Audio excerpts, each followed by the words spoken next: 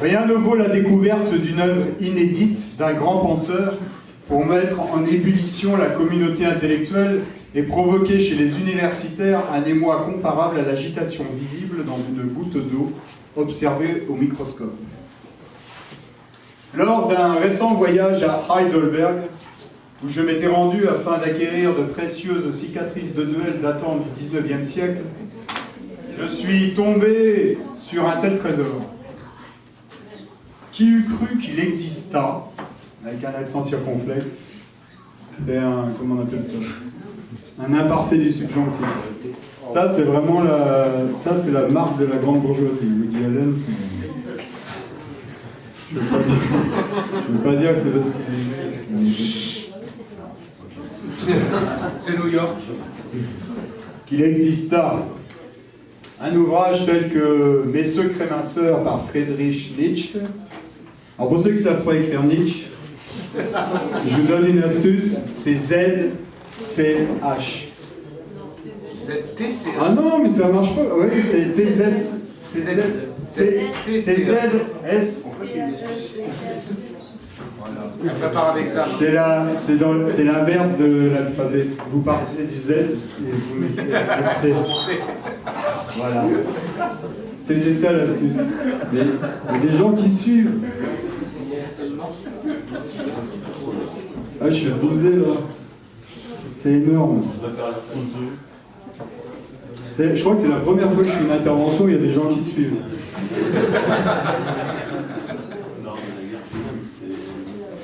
Si l'authenticité de l'ouvrage peut paraître douteuse, la plupart de ceux qui l'ont étudié s'accordent à dire qu'aucun autre philosophe occidental a été si fait de réconcilier Platon et Montignac.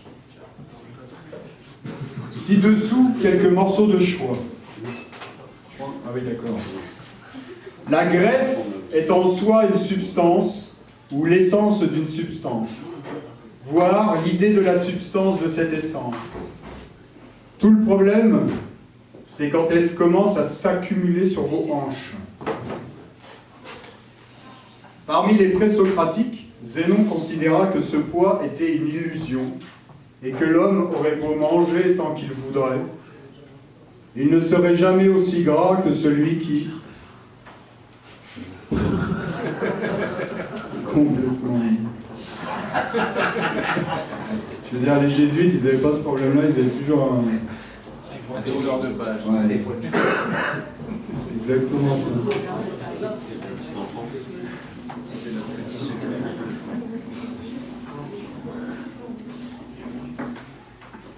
Qu'est-ce qu'il disait? Ne fais jamais de pompe le matin. Je sais pas. Parce que le début de la fin. C'est piège. C'était quoi la phrase? Qui ne fait jamais de pompe le matin? Il ne serait jamais aussi gras que celui qui ne fait jamais de pompe le matin.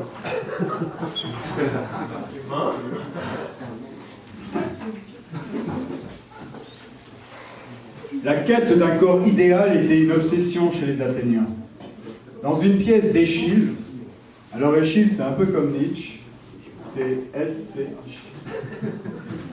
Vous ne mettez pas le Z avant le S. Dans une pièce d'Échille qui n'a pas été retrouvée, clip. Oh le piège. Sérieux. Moi j'arrive à le dire sans rien, mais... Clytemnestre rompt son vœu de jeûne entre les repas et s'arrache les yeux quand elle se rend compte qu'elle ne rentre plus dans son maillot de bain. Et je vais faire une assise. L'autre jour, je reçois un mot de la rectrice sur le nuage de Rouen. Et dans le mot de la rectrice, elle parle de toxicité aiguë. Et elle met le petit tréma, là, tic-tic, sur le E. Alors, je suis allé vérifier. Et en fait, oui, on le mettait sur le E, mais avant 1990. Parce qu'en 90, on a fait une réforme de l'orthographe et on a fait basculer le tréma sur le E. Voilà, dans un souci de simplification, mais... Je me suis dit, madame la rectrice, mais pas à jour. elle doit avoir au moins mon âge, voire plus. Voilà. Je ne sais pas si c'était tellement à propos. Clytemnestre rompt son vœu de jeûne entre les repas et s'arrache les yeux. Oh, quand même. Quand elle se rend compte qu'elle ne rentre plus dans son maillot de bain. Ça peut être une image quand même, parce que... Il faudra attendre l'esprit d'Aristote pour que la question du poids soit formulée en termes scientifiques. Dans un premier fragment de l'éthique, il établit que la circonférence d'un homme s'obtient en multipliant son tour de taille par pi. Ce concept fera autorité au Moyen-Âge, jusqu'à ce que Thomas d'Aquin traduise bon nombre de menus en latin et que s'ouvre le premier bar à huîtres vraiment bon. À l'époque, l'Église voyait encore d'un mauvais œil les dîners au restaurant, et confier les clés de son auto à un voiturier était considéré comme un péché véniel. Là, je vais faire 2 incises. Thomas d'Aquin, dans l'éducation sociale, il faut être bienveillant aujourd'hui. Aujourd'hui, j'ai fait un truc sur la médiation sociale. En fait, dans le problème de la médiation sociale, ce que je pose aux formatrices, c'est le point aveugle. C'est qui sont les méchants dans la médiation sociale.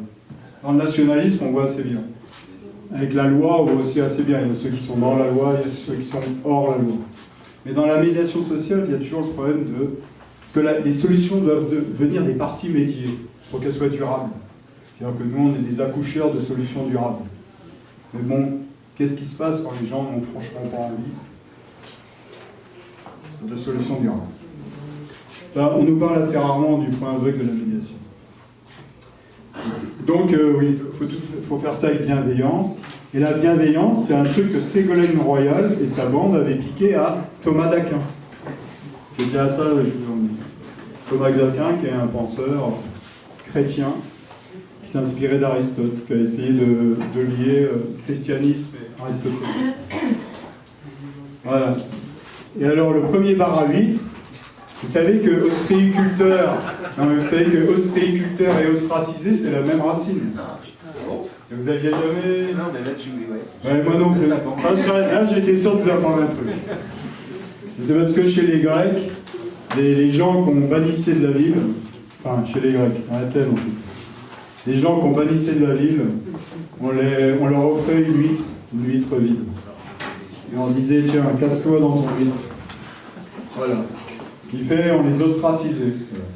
Tiens, il a une huître. Ce qui fait qu'ostraciser, c'est en mettre à part, bannir, mettre à l'écart.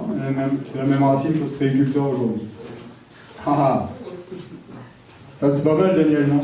Bah, en même temps, on les écarte les huîtres pour les manger. Oui, c'est vrai, on les écarte.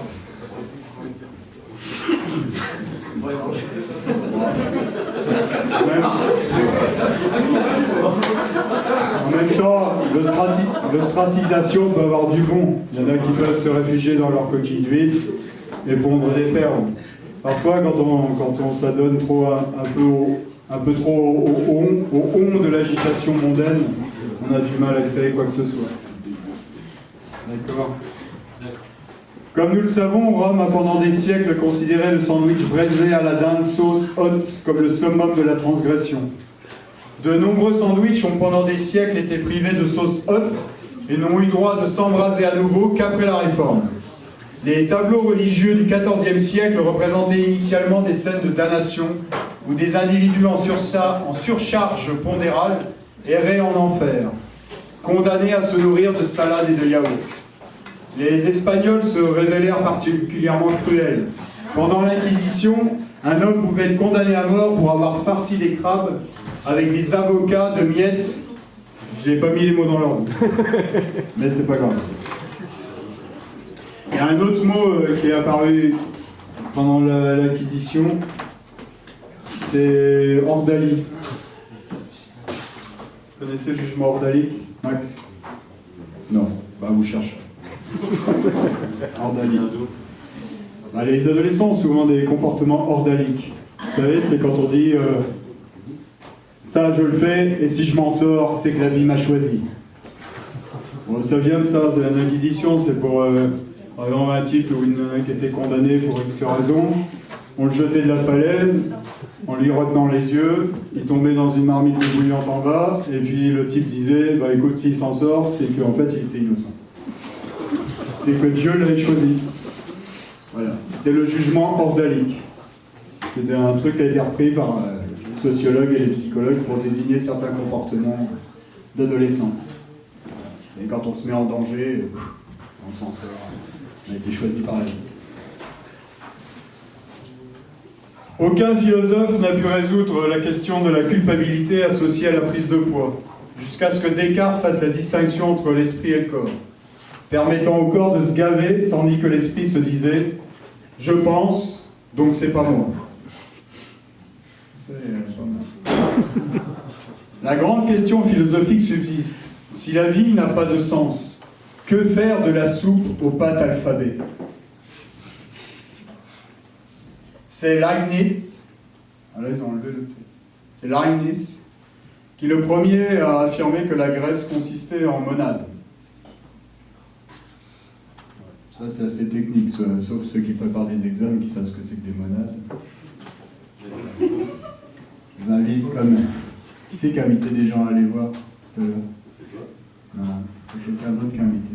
Monade, c'est bien. Il faut aller voir ce que c'est qu'une monade chez Leibniz, surtout que Brigitte Macron a décrété qu'elle était leibnizienne. Ça quand même pour quand on est leibnizien, c'est... Chez Leibniz, Dieu fait passer à la réalité le meilleur des mondes possibles. Il a tous les mondes possibles comme ça dans son intellect. Et il dit ça, c'est le meilleur des mondes possibles. Donc c'est celui-là qui passera à la réalité. Donc tout est bien. Et tout est déterminé aussi. Chez Leibniz, la liberté, c'est la liberté d'un tourne-broche. Voilà. Chez Leibniz, la réalité ultime, c'est la monade. C'est quelque chose sans fenêtre, sans porte, qui développe sa propre logique, sa propre vie, selon une logique toute mathématique. Alors moi, par exemple, j'ai une monade qui commande toutes mes autres petites monades, qui se développent.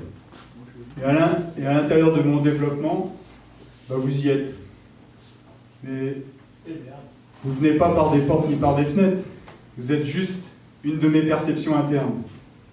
Et inversement, moi je ne suis qu'une de vos perceptions. Enfin, pour autant que vous me perceviez en ce moment, c'est peut-être une illusion. Et celui qui régit tout ça, qui met tout en ordre, c'est Dieu. La monade des monades, c'est ce qu'on appelle l'harmonie préétablie. Tout ça chez Leibniz. Il y a encore Dieu chez Leibniz. C'est-à-dire les monades se développent toutes en suivant toute leur propre logique, et Dieu harmonise tout ça, et voilà, on se retrouve tous là à se balader à l'intérieur de notre monade, avec toutes les monades alentours qui sont réglées sur le nôtre, et vice-versa.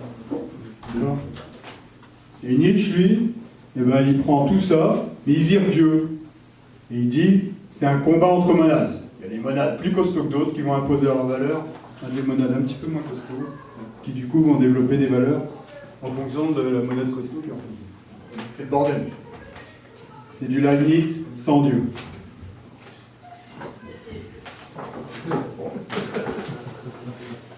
Merci. Non mais il faut aller lire là. Ah oui. En fait c'est fini.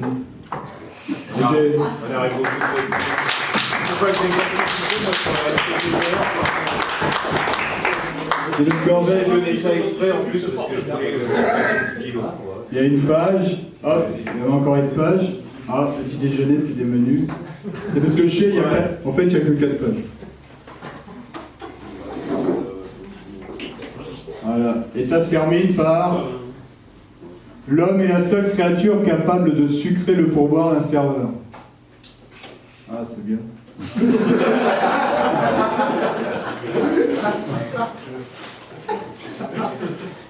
Bon, c'était Woody Allen, à Brooklyn en 1935.